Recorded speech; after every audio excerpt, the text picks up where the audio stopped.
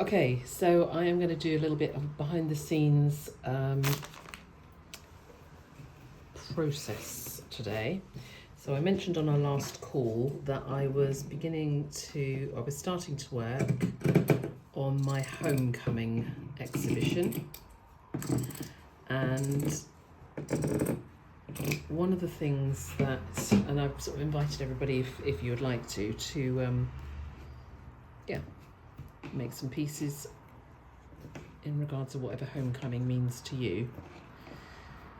But for me, this month I'm working on an exhibition with Sammy Hexter Andrews, which will be coming up later this year or 2026. I'm not quite sure yet.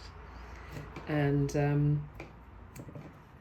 I'm going to do some pieces that relate to me coming back to Cornwall, basically. So I grew up on a farm, just sort of a mile or so down the road. And one of the things, I normally paint on wooden boards like this. It's quite a small one, birch panel, birchwood ply, generally. But I wanted to do something a bit different. So I like changing things up a bit. So one of the things that, growing up on the farm, there was always a lot of Hessian around, a lot of Hessian sacks, farm environment. And so I'm going to try something. So for those of you who remember our project with the soul bowls, where we used plaster and we used a balloon to mould a shape with those, I'm going to use mud rock again as a plaster, but I'm going to use Hessian as a base, and I'm going to have a go at creating a different substrate to work on. So instead of going directly on the wooden board, which so guidelines always say fairly sturdy and absorbent. So rather than going that way, I'm going to have a go at making a substrate with the Hessian and the mod rock. So you can come along with me as I do it, and we'll see how it turns out. I didn't get a base for my table, which wasn't very clever. So I'll just snip open, I don't like using plastic really, but I'll just snip open the packaging that it came in. Use that to lay it on. So excited to get started, I forgot all about protecting my table. So there we go. I'm kicking off fairly small to start with. I don't want to go too large scale and then find it's too floppy. So this is really sort of a first time experiment to see how it goes. So I've got a few smaller pieces here, but I'm going to do some bigger pieces as well. So if you haven't seen this before or worked with it before, it kind of comes in a roll, and it's basically just like the plaster you get if you break an arm or something. So it's a bandage that you can turn into a plaster thing. So I'm going to do some bigger pieces and some smaller pieces as well. So a bit the same as we did before. Don't want it all completely square and uniform, so I don't think I'm going to, I quite like this Hessian, so I don't think I'm going to go right to the edges. I don't know, we'll see how we go as we go. Just want to make sure I've cut enough pieces, because you don't want to be picking this up when you've got wet hands, basically. Right, we'll kick off with that and see how we go. I might need to stop and wash my hands or clean myself up a bit, but there we are, we'll see. Right, so you basically pop your plaster in some water, and then place it on, and then you just rub the plaster onto the Hessian, and then once it's dry, you can leave some little bits, hopefully you can see with little, you can keep smoothing it so that you smooth out all of these little pieces, but I'm going to leave a few a bit open and a bit rustic. This is going to be rustic growing up on the farm piece. Don't want anything really uniform in it, really. Quite like it with a few raggedy edges.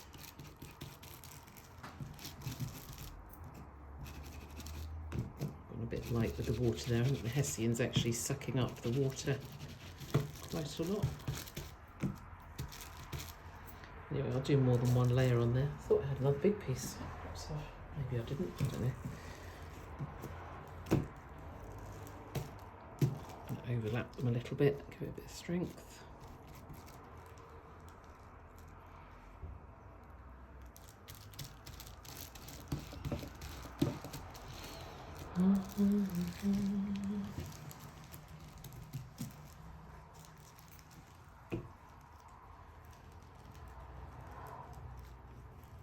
You've got a bit of texture in here as well. I want something to grab hold of. So I'm just going to work intuitively until I feel like it's about there.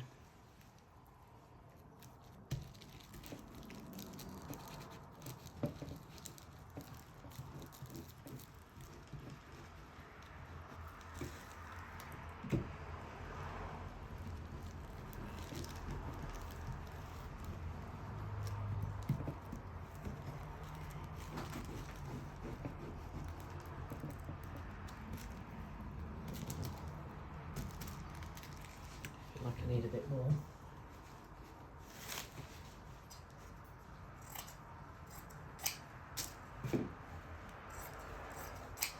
Larger pieces, that is. I don't think it's going to have this. Certainly when I was doing the sole bowls with the plaster, it needed a good sort of couple of layers to support it. So I want it to be strong enough so that it doesn't buckle.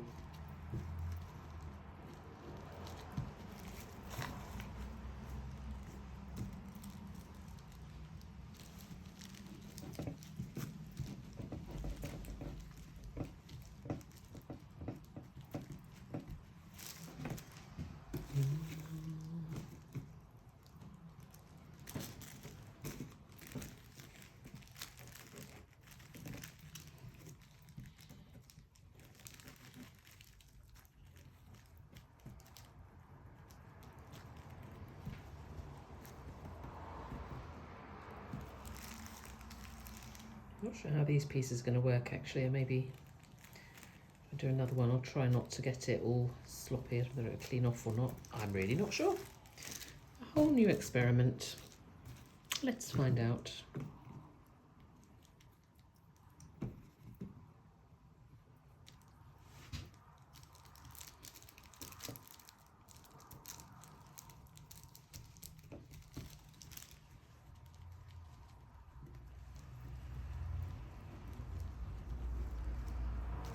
And disguise the fact that it's squares of plaster, I think. A bit too rigid and uniform for my liking. Kind of liking the way my eye's being led up through here, so that's okay. I think I want to give it a bit more strength up here.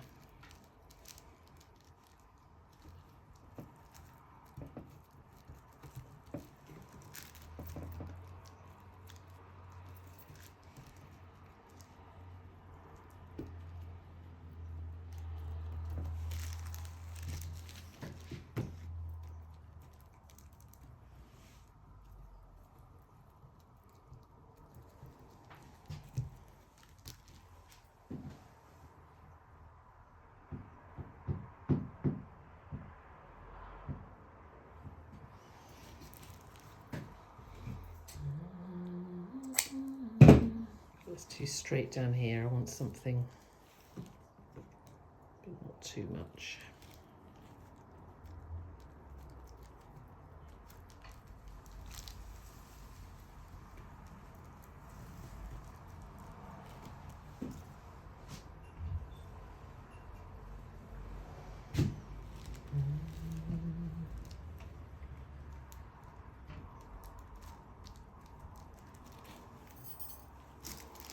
And this is still feeling a bit straight as well. Let's do something with that.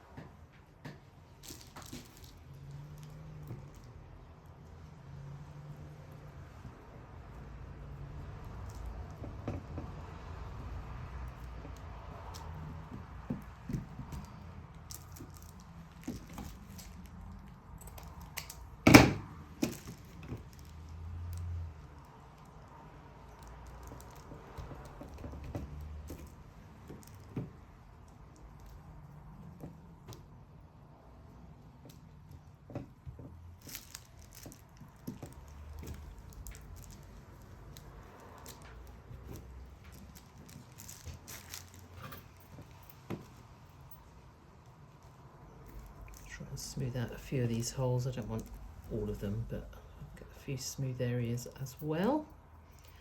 That will please me.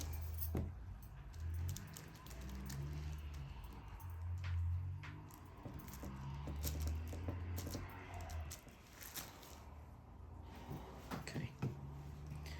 Right, and then whilst I've got my, feels fairly sturdy. So whilst I've got my hands all mucky, I'm going to do the second one. Feel free to watch this on double time if you are not wanting to watch another one through at the same speed.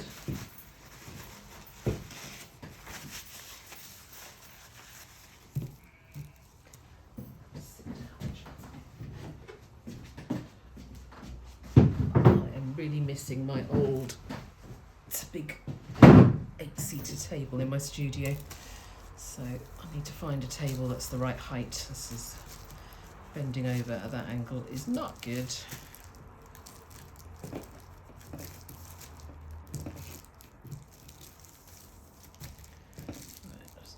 Fray the edges up a bit again, not that I need to. I can also do that later.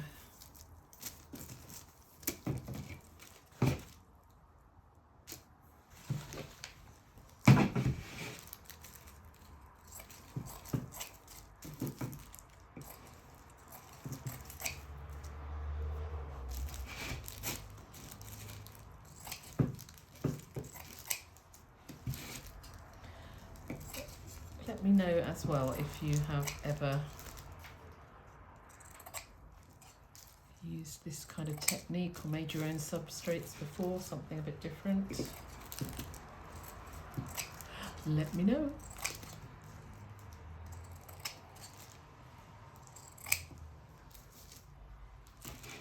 Right, one more for luck.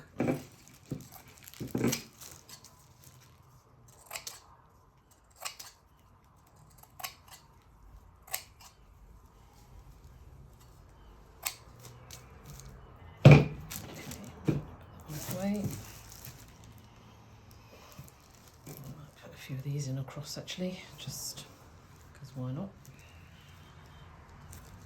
Let's see what happens.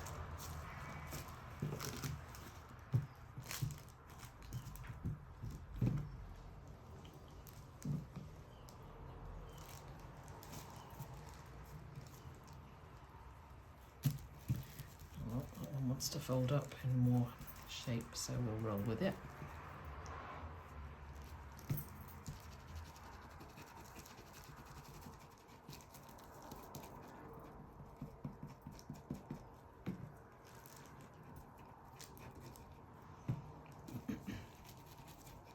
So I kind of came up with this idea when I was on the Fusing the Ancients retreat.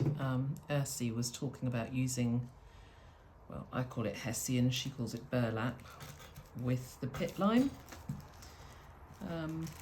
technique. But then I got thinking about using it in this way.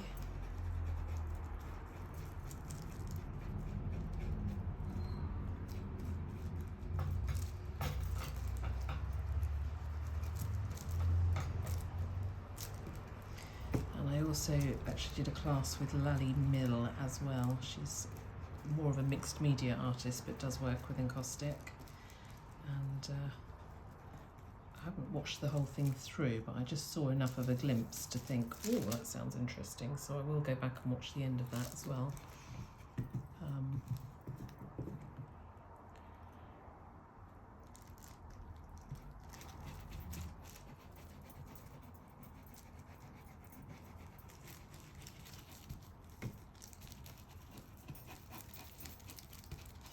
But a bit of a combination. So I'm thinking to then, once I've got these as a base, I never like to, if I see an idea from somebody, one, I like to credit them, and two, share where my inspiration came from. But in addition, what I'm thinking is that I might mix the styles up and use the pit lime on one of these. Well, not one of these. I'm thinking to do a little series. These are kind of test pieces at the moment, so we'll see how they go. They might turn into full final finished pieces. Time will tell. I don't know, I can just feel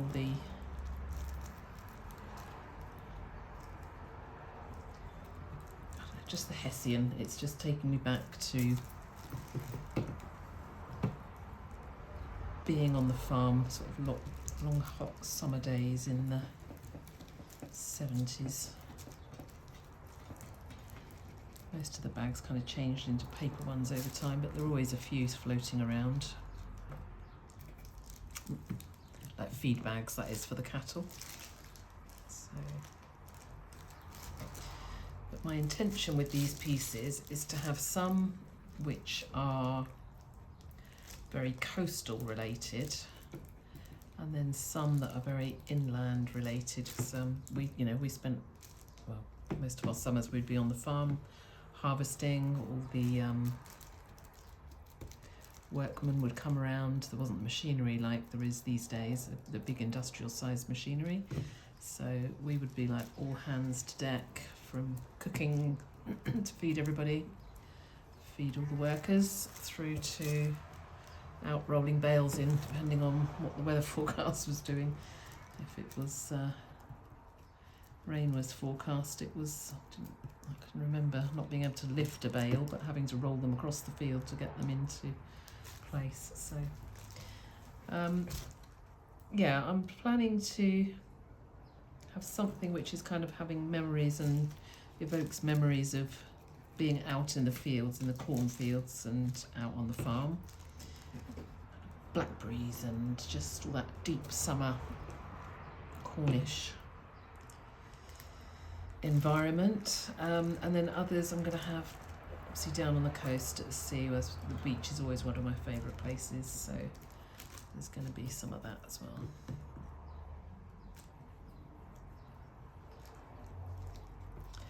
With a mix of all of the techniques. And I'll bring you along to share them with me. If that's enough or not.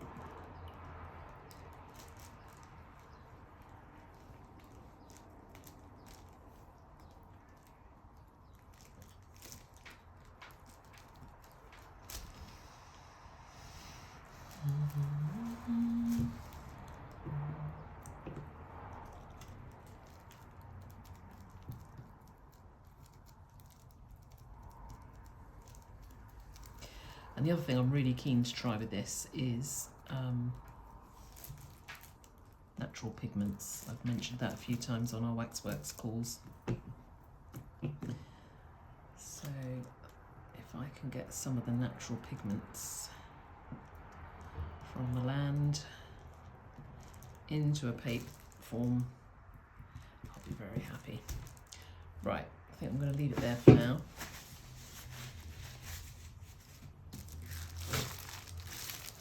Feels fairly sturdy, so I'll just leave that to do its thing for a minute and to dry.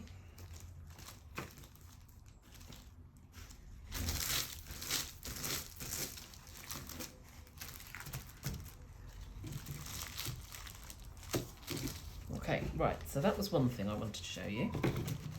We get 3 in 1 today.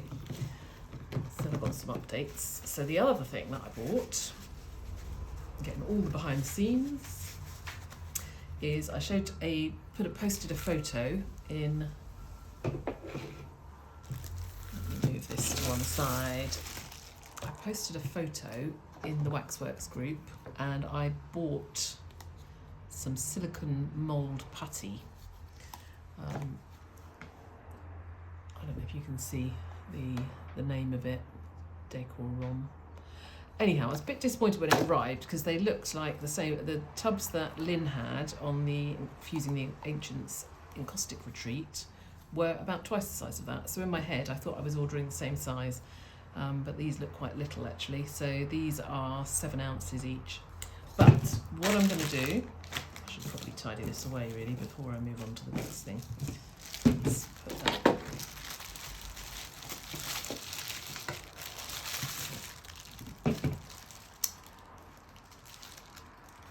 Let me do a separate video. I'll tidy this away and I'll come back in a sec.